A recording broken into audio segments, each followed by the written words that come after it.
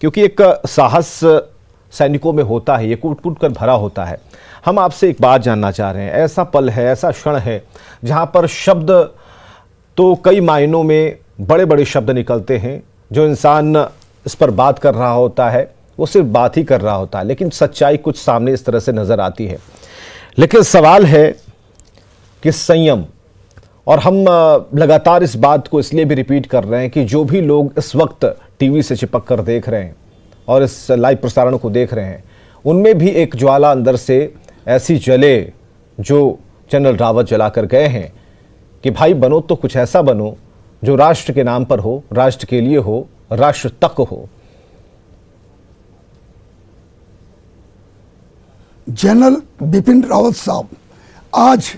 अलविदा तो हो चुके, पंच तत्व में विलीन भी हो गए, लेकिन एक फौजी होने के नाते मैं ये आपके माध्यम से बोलना चाहता हूं कि उन्होंने देश को एक ऐसा उदाहरण दे दिया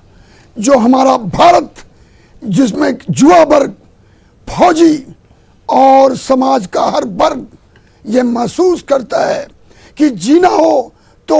ऐसे जियो जैसे फौजी जीते हैं। हर दिन उनके लिए अपने देश को निछावर करने की सोच होती है, वो कभी भी पीछे मुड़ते नहीं और सीना तान कर अपने सामने जो दुश्मन या जो भी देश विरोधी लोग हैं उनके लिए वो खड़ा होता है। जनरल बिपिन रावत, मैं बताना चाहूँगा, इनके पिताजी लक्ष्मण रावत जो लेफ्टिनेंट जनरल होते थे और उन्हीं का ये लाइन, इनके दादाजी भी इंडियन आर्मी में सूबेदार होते थे। सेकंड वर्ल्ड वार में उन्होंने भी बड़ी लड़ाई 5 साल भारत से बाहर रह के की। मैं ये कहना चाहता हूँ, ये जज्बा, ये बलिदान और शहादत ये देश के लिए इस तरह का उदाहरण है कि जिससे देश में एक नया ऊर्जा और ताकत और मनोबल में बेहतरी, कोई शक नहीं कि एक घटना, चाहे दुर्घटना या हादसा, जांच के बाद जो भी हो, मगर शहादत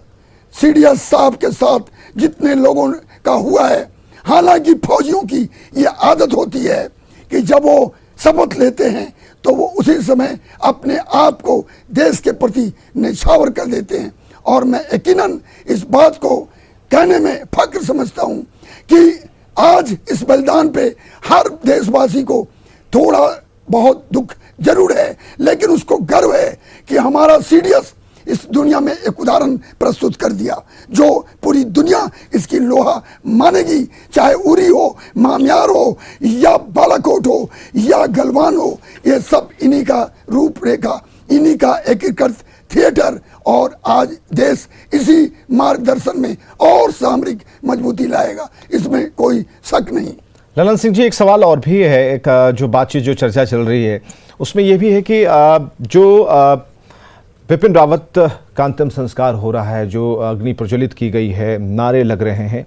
17 तोपों की सलामी की बात है, तो 17 तोपों की सलामी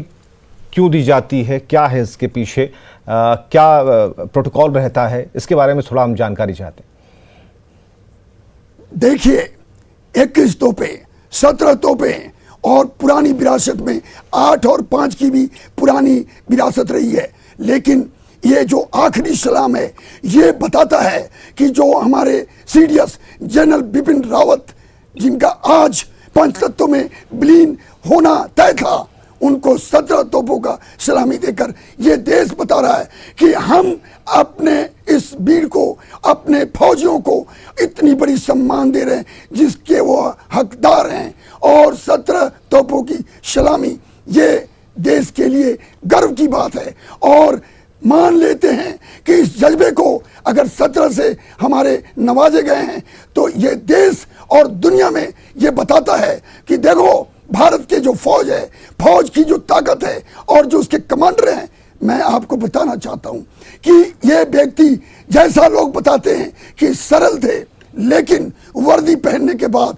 ये एक ताकतवर, बहुत कुशल प्रशासक और बहुत ही सख्त थे। सबसे बड़ी चीज, गोरखा रेजिमेंट का जो अधिकारी होता है उसको माना जाता है कि वो अधिकारी है जो सच में दुनिया में कभी भी डरता नहीं। किसी ने मानेकशॉ से पूछा था कि डरता कौन है? बोला दुनिया में केवल गोरखा और गोरखा के अधिकारी ये नहीं डरते, और यही सच है। और इनकी जो पूरी जीवनी है, आप देखेंगे कि गोरखा रेजिमेंट इनके पिताजी का भी वही रेजिमेंट था। तो मैं मान के चलता हूं आज का ये बलिदान देश को एक नया ऊर्जा और युवाओं का देश आज भारत को एक मजबूती और बाहरी और आंतरिक सुरक्षा पर पूरे देश को जागरूक करता है। आने वाले दिनों में कौन बनेगा सीडीएस, वो सरकार की नीति और आदेश के ऊपर निर्भर करता है। लेकिन उन्होंने जो तीनों अंगों को इकट्ठा किया, उनको रूपरेखा दिया, उनको अभ्यास ट्रेनिंग, इसके ऊपर हम गर्व कर सकते हैं।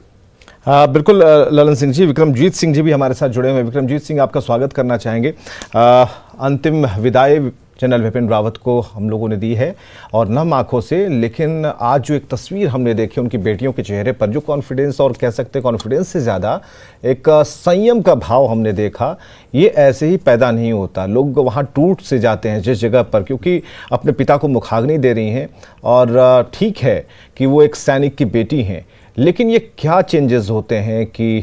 इतना जो मानव जो होता है इतना सख्त हो जाता है। देखिए जी, इनकी जो बेटियां हैं, इनकी जो बेटियां हैं वो एक फौजी बैकग्राउंड में उनका बर्थ हुआ और वो उन्होंने पाली पोसी। तो ये बहुत ही एक जो कहते हैं बहादुर होती हैं,